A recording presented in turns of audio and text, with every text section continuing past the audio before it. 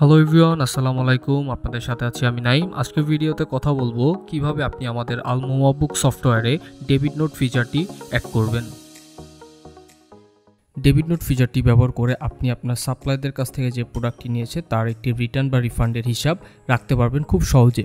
যদি কোনো কারণে আপনাকে সাপ্লায়ারকে পণ্য ফেরত দিতে হয়, তাহলে আপনি এই ফিচারটি ব্যবহার করে সহজেই ডেবিট নোট তৈরি করতে পারবেন। এতে করে আপনার সাপ্লায়ারদের সাথে লেনদেনের হিসাবও আরও ভালোভাবে আপনি রাখতে পারবেন এবং ওয়েল ম্যানেজমেন্ট থাকবে। আমি এখন সফটওয়্যার ড্যাশবোর্ডে আছি। এখন আপনাদেরকে দেখাবো কিভাবে আপনি ডেবিট নোট ফিচারটি খুব সহজেই আলমোমা বুক সফটওয়্যারে অ্যাড করবেন। তো এর জন্য আমাদের আগে ফার্স্টে ডেবিট নোট যে ফিচারটি আছে এখানে ক্লিক করতে হবে।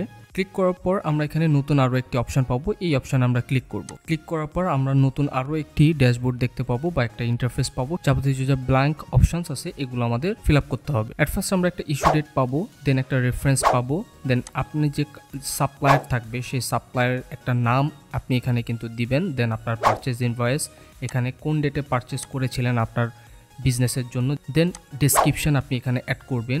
দেন অ্যাকাউন্ট, আপনার যে এই যে ডেবিট নোটটা যে আপনি এখানে ফিচারে অ্যাড করছেন এটা কোন অ্যাকাউন্টের আন্ডারে যাবে সেটা কিন্তু আপনি এখানে সিলেক্ট করে দিতে পারবেন। দেন কোয়ান্টিটি যদি থাকে সে কোয়ান্টিটি দিবেন, ইউনিট প্রাইস আছে। দেন যদি আপনার ট্যাক্স কোড থাকে সেই ট্যাক্স কোডটাও কিন্তু আপনি এখানে অ্যাড করতে পারবেন। দেন সর্বশেষ আমরা এখানে চুজ ফাইল নামে একটা অপশান পাবো। এই অপশানে ক্লিক করে আমাদের যদি কোনো আগে থেকে যদি ডেবিট নোটের কোনো রসিদ থাকে তাহলে কিন্তু সেই রসিদটাও আমরা এখানে স্টোর করে রেখে দিতে পারবো খুব সহজে।